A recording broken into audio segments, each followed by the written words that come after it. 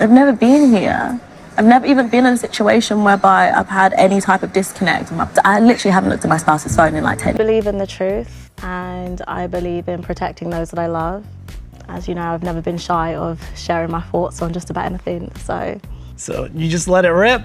Just let it rip. Did you hear from anybody after you did all that? No, it's usually crickets. Okay. People are scared of you then? I wouldn't say scared, I just think that sometimes when the truth comes to light, there's nothing that you can really do about it. Same way? No, I would never, I mean, this is my job. So this is my bread and butter, and this is how I feed my children. So I'm not going to be moved by anybody, that's for sure. She's been involved with people she shouldn't have been, so. Married people? She confronted her. Like in person? Mm-hmm. And said what? I think we have a friend in common. Nicole says Emma was actually once confronted with this information, and that cameras may actually have been there because she said it was at the O Group office opening that ended last season. Do you think that happened? I could never trust a word that comes out of Nicole's mouth. Okay. Let's talk about you. It's a heavy season for you. I think this needs to come off. How are you feeling about the world getting a window into what has to be one of the tougher chapters of your life?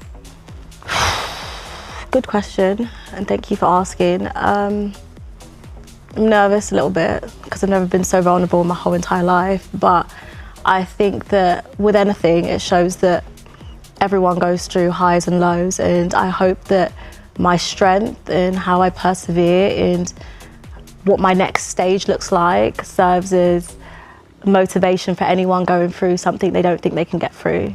Chrishell has said she really has no interest in going back to the show if Nicole remains on it. Do you feel the same? Yes. How has this changed you as a person? You are usually lit up, bubbly as hell. You're a little reserved right now. So I am. It seems like there's a physical change to you even in this. I think I'm just, look, I haven't lost my light. I'm still Chelsea and I haven't lost my smile. But as you can imagine, there's so many eyeballs on me right now, and I really just want to do right by my children and by myself and look back and say I handled myself with the most grace that I could have. How would you describe right now? It's about 5 months, I think, since this all kind of exploded out into the world. How are you doing in this moment? I'm doing so good. I never thought I would get to where I am right now because there were so many sad and dark days and so many tears, so much angst and frustration, and I can sit here today and say, yes, you see a more evolved person and maybe someone that's a little bit more demure. Very demure, very cutesy. Is it demure or demure? Demure, but if you want to go with demure, we can go with that too. But I think with everything in life, I'm not a tree, I'm gonna grow, I'm gonna evolve. Also now in my 30s, so it calls for a little bit more of a different demeanor, but you know, we can still, if we need to. Yeah, we saw it over the weekend. It's still in there. How are your kids handling adjusting to the new normal? My kids are amazing. They're so well loved, and they're kids, and I want them to always just be kids. What is your relationship, if any, with your estranged husband right now? I think that my ex-husband, didn't decide to be in the public limelight, and I think that as two people that love our children so much, it's best that I just respect his privacy because he didn't choose my job. So I'm going to move forward in doing that. So bear with me if some of these questions yeah, of course. poke in there, but I want to make sure we ask. You say on the show that he didn't exactly like your job. Did that mean realtor, reality star, or both? I think that echoing what I just said, he didn't decide to be in this role that I've chosen and that I love, so I want to respect his decision to be private as best as I can. Obviously, what's in the court papers is not private. Anybody can gain access to them. Absolutely. And the picture that is painted in those papers is different than the one that was presented to us on the show about what your home life maybe looks like. Okay. Were you putting up a front, or did it all come crashing down at the end here? whatever's in the court papers, you know, I haven't really read much of the court papers. You know, anything can be out there. Oftentimes when people walk away from a marriage, they can view it as a failure or a success. Do you see it one way or the other for you? I do. My marriage will always be a success in my book. It was so beautiful for the time that it lasted. I have the most amazing kids in the whole of the universe, and I wouldn't have picked another person to be the father of my kids in this whole world. I just wouldn't have. And that just speaks to maybe where we're at right now. Yeah. Which is great, or maybe the blessings that are my children, and maybe the strength and the beauty and the intelligence I see in them, because that's a combination of two people. And I would never, ever rewrite the last 10 years of my life, even if you paid me $10 billion. You're in each other's lives for life. Yeah. So might as well make the most of whatever this new relationship is for the two of you. Absolutely. Obviously, we get the picture of kind of why things started to unfold between the two of you. You are brought some information about what he allegedly did. He saw your husband at the W Hotel in Hollywood with some girl. She pulled up receipts. What did the messages say? It said that he saw them making out in the lobby and that he's seen him Making out in the lobby. Do you believe your husband was unfaithful to you? I mean, I think you're brought a picture by other people. As far as the picture that I have, that is not something I will ever speak to. Okay. That explains to me, you struggle with confronting this information and essentially bringing it to him, and we never see him at all on this show this season. Did you ultimately have a conversation with him about the information Bre brought you? Oh, babe. Ah!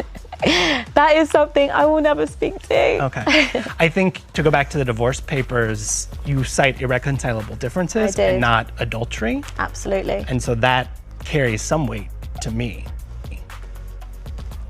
Okay. Let's get into Bre bringing you this information. Yeah. When you sat down at the bar with her and she lets it all out, is that the first time you had ever heard any inkling of something like this?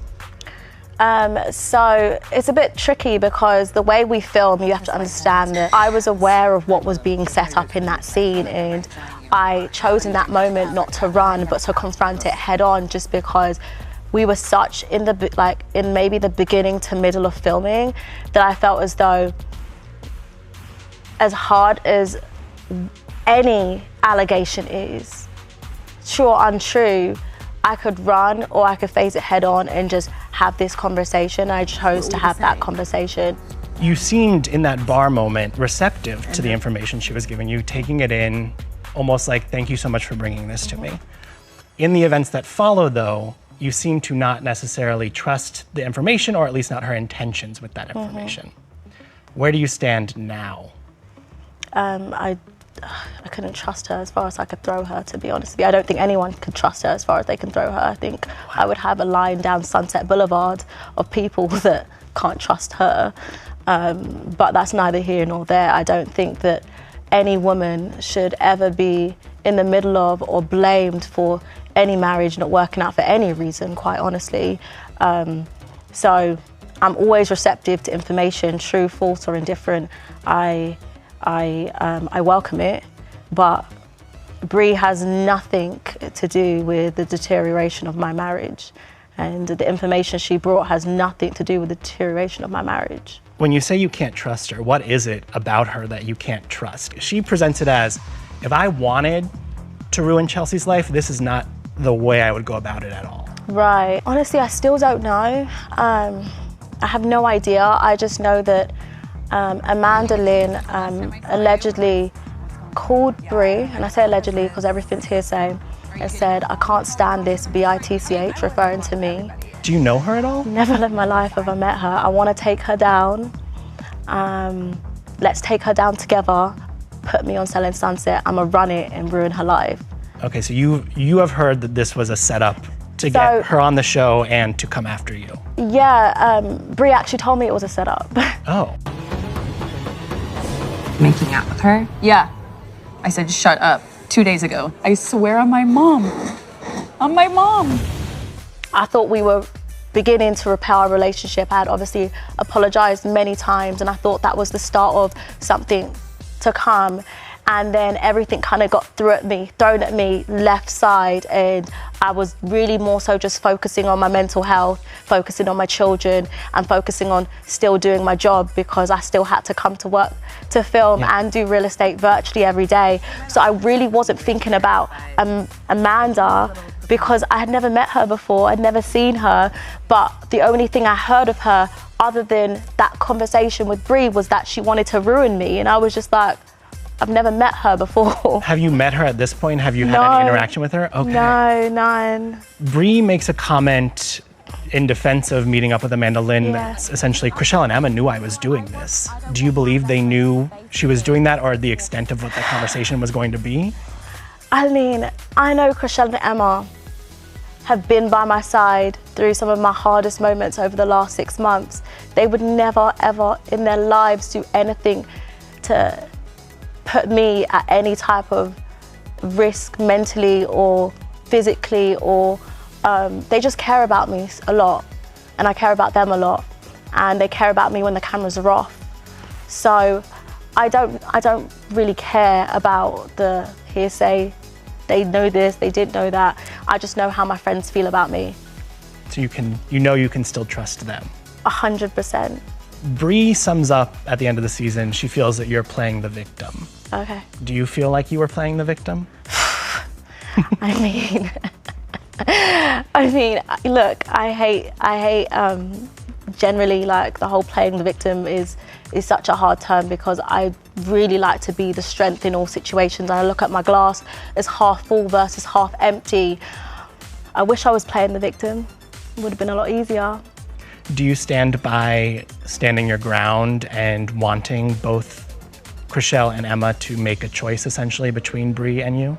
I'd never asked any of my friends, not once, to make a choice between Bre and myself. I don't really believe people should do that. So the whole narrative that I had to get them to pick a side is BS. It's just not true. Do you stand by that even now with No. everything you said about Bre? That you don't want them to pick a side if they want to explore a relationship with her? If they want to explore a relationship with her, they should go right ahead, and I'm gonna be there to pick them up when they fall down from her abuse. It doesn't make you look at them sideways. It makes you be like, well, I'll be waiting here for when it... Yeah, because everyone has to have their own experiences. And ultimately, if I firmly, in my conviction, believe someone's a certain type of way, it's only a matter of time until it catches up to my lovely friends. So if they want to maintain that friendship, that's good for them. We leave the season on kind of an odd note. We never get the full kind of, it's like we're building to this confrontation. Bre's gonna bring the information that Nicole has about Emma to Emma. We never get that. It feels like we end on a question mark a little bit. Is there like a secret season 9 already filmed, a part B already filmed? I wish, because I'm left on a question mark too. Yeah. Like, why? Okay, so no. What do you want to claim in this next chapter of life? We end the season with you standing in this beautiful house in Studio City, kind of looking around going, I think I can make the most out of this next chapter. So what are you claiming for yourself? Look, never in a million years did I think that I would be a single mum, but I am. Never in a million years did I think that I would be divorced, and I'm almost. It's not the end of the road. Life is so beautiful. There's so much to do, see, your life never ends, you know, and you may go through a hard time, but pick yourself back up and go out there and still go after your dreams and still maintain your smiles. I don't know where the world or the universe is going to take me, but I'm 31 and my journey's not over yet, so. Are you moving from the beach to the valley? Did you buy that house? I'm still in Manhattan Beach. Okay, I feel like you're there for life. I'm not leaving Manhattan Beach ever. Yeah, I love it there. Do you still believe in love? Do you want love in this next phase of life? I will always believe in love, always, forever. I'm a lover girl, I always believe in love. I will absolutely find love again, I know that for a fact. I am not looking for love, I never have, I never will. It's gonna find me, and it's gonna be another beautiful story, you know? Do you have a wish list of what you want in your next partner? Do you have a wish list? Yeah, it's more like a laundry basket.